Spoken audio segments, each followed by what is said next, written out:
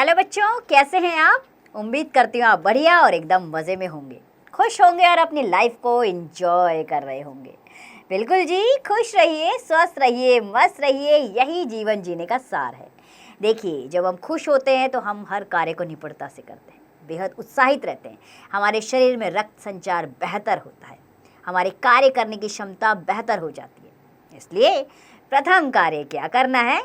खुश रहना है। और क्या करना है? तो चलिए रहते हैं खुश और बढ़ते हैं अपने अध्याय की ओर। तो हम पढ़ने वाले हैं सर्वनाम के बारे में, यानी कि प्रोनाउन। तो चलिए देखिए, पढ़िए और समझिए। सामने एक प्यारा सा चित्र दिया गया है बच्चों। इसी के अनुसार हम एक अनुच्छेद पढ़ेंगे।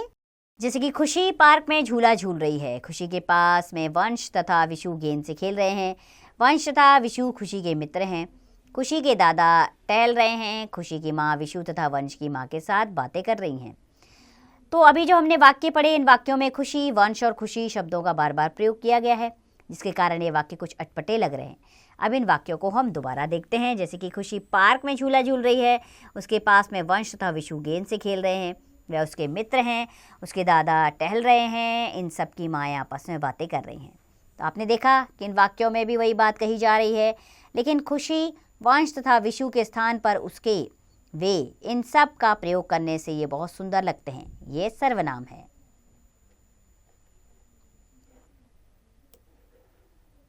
अर्थात जिन शब्दों का प्रयोग संज्ञा के स्थान पर किया जाता है वे सर्वनाम कहलाते हैं।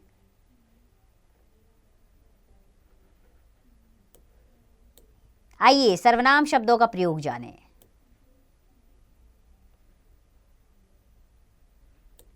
बोलने वाला अपने लिए मैं, हम, मेरा, हमारा तथा मुझे आदि सर्वनाम का प्रयोग करता है। जैसे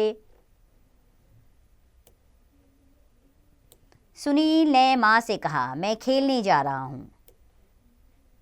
बच्चों ने मुझे बताया, हम मेला देखने जा रहे हैं। तो इसमें मैं और हम अपने लिए प्रयोग हुआ है। जिससे बात की जाती है उसके लिए तुम, तुम्हें, तुम्हारा, आप, आपका आदि शब्दों का प्रयोग करते हैं। जैसे कि लता ने रवि से पूछा, तुम क्या खा रहे हो। प्रशांत ने चाचा जी से पूछा, आप कहाँ जा रहे हैं। तो तुम और आप ये दूसरे के लिए प्रयोग किए गए हैं। जिसके बारे में बात की जाती है उसके लिए वह, वे, उस, उसे, उनका, उन्हें, उन्होंने आदि शब्दों का प्रयोग किया जाता है। जैसे कि मम्मी ने ईशान को बताया वह शेर है। राखी और उसकी मम्मी बाजार से आ रही हैं, उनके साथ उनका कुत्ता भी है। तो इसमें वह, उसकी, उनके, उनका, यह किसी तीसरे के लिए प्रयोग किए गए हैं।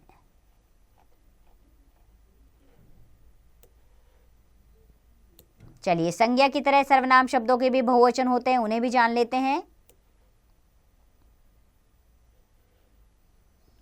जैसे कि मैं का बहुवचन हम है, इसका का इनका बहुवचन है, मुझे का हमें है बहुवचन, उसे का उन्हें, मेरा का हमारा बहुवचन है, उसने का उन्होंने, इसे का इन्हें बहुवचन शब्द है, आप का आप सब, यह का ये, तुम का तुम सब, वह का वे है बहुवचन और उसका का उनका बहुवचन है। चलिए सर्वनाम शब्द के भेद जान लेते हैं। तो सर्वनाम के 5 भेद हैं।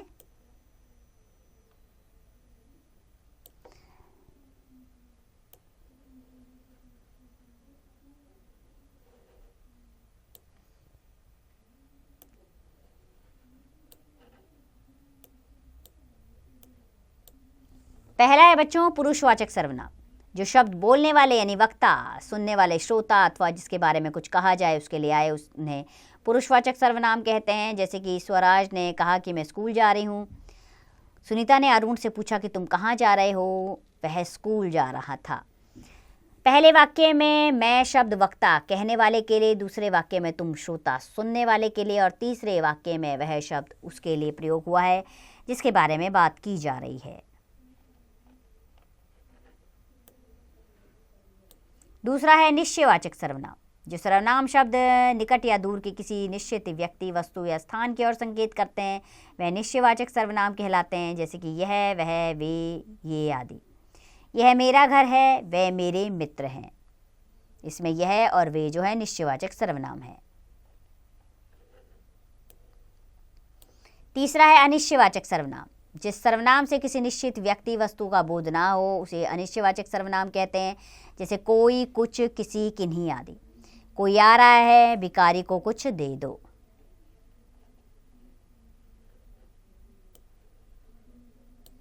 चौथा है संबंधवाचक सर्वनाम। जिन सर्वनामों से दो उपवाक्यों को जोड़ा जाए अथवा उनका आपसी संबंध जुड़ जाए उन्हें संबंधवाचक सर्वनाम कहते हैं, जैसे कि जो, सो, जैसा, वैसा आदि। जो करेगा सो भरेगा, जो परिश्रम करेगा वह सफलता पाएगा। पांचवा है प्रश्नवाचक सर्वनाम। जिन सर्वनाम से किसी प्रश्न का बोध हो उसे प्रश्नवाचक सर्वनाम कहते हैं, जैसे कौन, क्या, किसका, किसे आदि। कौन रो रहा था, आपके हाथ में क्या है। कुछ करके सीखें। जब आप खुद के बारे में बोलते हो तो कौन सा सर्वनाम इस्तेमाल करते हो, यहाँ पर अपना लिखना है, जैसे कि स्वयं, अपने आप, ठीक है, खुद। इन सर्वनाम शब्दों का प्रयोग करते हो ना। आइए अब बढ़ते हैं अभ्यास कार्य की ओर। सबसे पहले मौखिक प्रश्न लेंगे हम। इसमें पहला प्रश्न है, सर्वनाम किसे कहते हैं। संज्ञा के स्थान पर आने वाले शब्द सर्वनाम शब्द कहलाते हैं। दूसरा प्रश्न, मैं शब्द एक वचन है या बहुवचन। मैं शब्द एक वचन है। तीसरा, 5 सर्वनाम शब्द लिखिए। मैं, तुम, यह, इसको, उसको, क्या, तुझे, ये सब सर्वनाम शब्द हैं। अब हम लिखित प्रश्नोत्तर पर आएंगे। पहला प्रश्न है, सही विकल्प चुनकर सही का निशान लगाइए। क, सर्वनाम शब्दों का प्रयोग किसके साथ किया जाता है। संज्ञा के, स्वरों के, वचनों के। तो प्रयोग करने के लिए संज्ञा के स्थान पर किया जाता है। ख, आप निधि के भाई हैं, मैं सर्वनाम है, निधि आप भाई, तो इसमें आप है सर्वनाम शब्द। ग, किस सर्वनाम का प्रयोग अपने लिए किया जाता है। वह, आप, मैं, तो उसके लिए अपने आप के लिए किया जाने वाला सर्वनाम शब्द है अपने आप, यानी कि आप।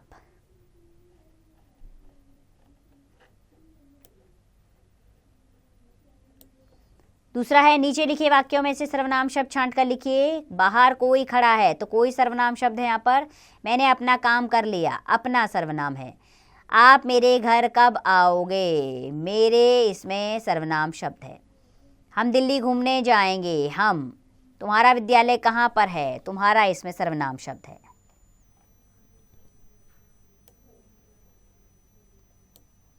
तीसरा प्रश्न है, रंगीन शब्दों की जगह उचित सर्वनाम शब्दों का प्रयोग करके वाक्य पुनः लिखिए।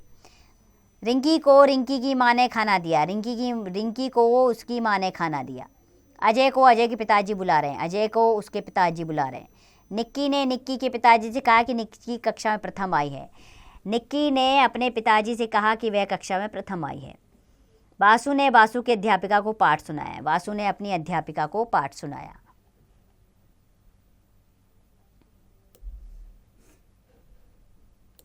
चौथा प्रश्न, कोष्टक में दिए गए उचित सर्वनाम शब्दों से रिक्त स्थानों की पूर्ति कीजिए।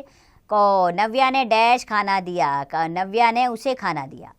डैश पुकार रहे हैं, वे पुकार रहे हैं। दरवाज़ा बंद कर दो, डैश आ ना आए, आ ना जाएं। दरवाज़ा बंद कर दो, वह आ ना जाएं। डैश पुस्तक पढ़ रहे हैं, हम पुस्तक पढ़ रहे हैं।